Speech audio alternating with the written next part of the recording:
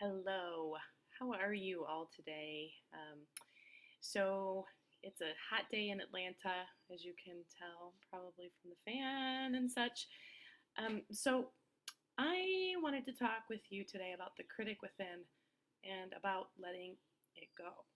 Okay, so there's a couple things I've noticed. So I'm documenting the experience that I'm having with the 100-day challenge. Today is day one of the official. I am on day 11, so I've completed one sprint so far. And overall, it is absolutely incredible. And I don't know how I ever got anything done before this, so I'm pretty thankful about that. But there is something that I've noticed, and well, this is not the first time I've noticed it. I can be really hard on myself. And what this journal is helping me to do is to make progress to correct this bad habit. Because ultimately, I believe that this is a habit that keeps us from reaching our true potential. And I just no longer want to feed the inner critic. I just don't want to, and I'm not going to. So, what sparks this? What makes this part of who we are? One of the things is that we take things personally. So, how many of you can relate to this?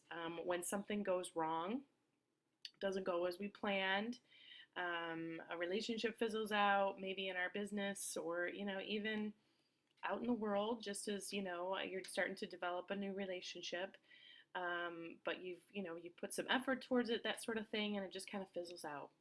Um, when something like that goes wrong, we automatically turn to ourselves and start to think that there's something wrong with us. And ultimately,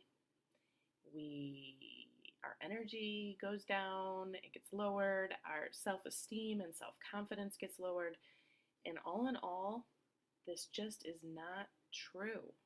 So, what I'd like to talk about then a little bit is the spark. Our spark, our own individual spark, and each and every one of us has it. It's the amazing part of ourselves that we know and that we love, and that we need to love more and more. It drives us, and it attracts and inspires others.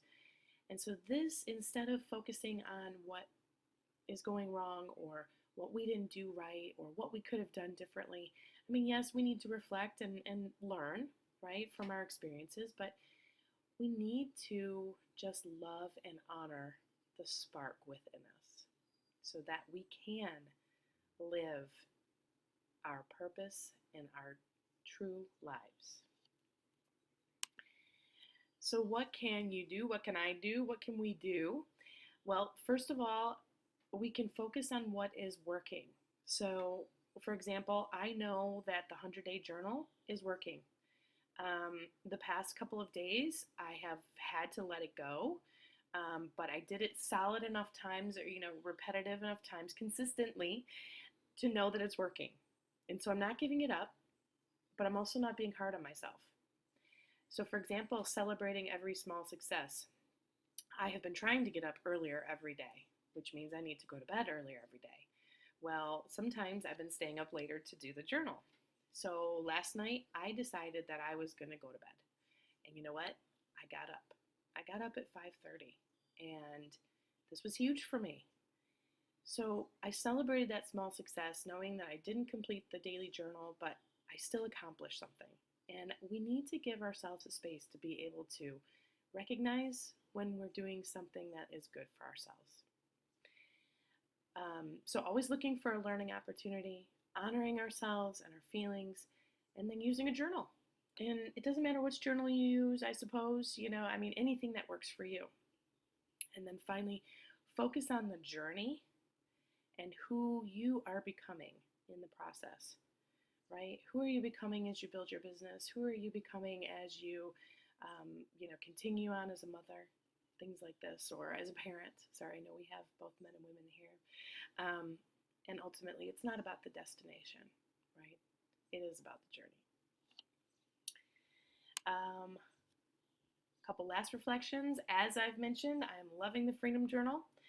I have written some SMART goals. I'm completing the journal almost daily and nightly. The morning appreciation rampage and affirmations, those are happening definitely on a daily basis, so that's another success. Um, Accomplishments are noticeable, and I have been documenting the wins. And I recommend that no matter how you choose to journal and reflect, that you document the wins. All right, so what do you think? Will you comment below? Let me know what here resonates with you. What did you like the most? What would you like to hear more about? And yeah, thanks for being on this ride with me.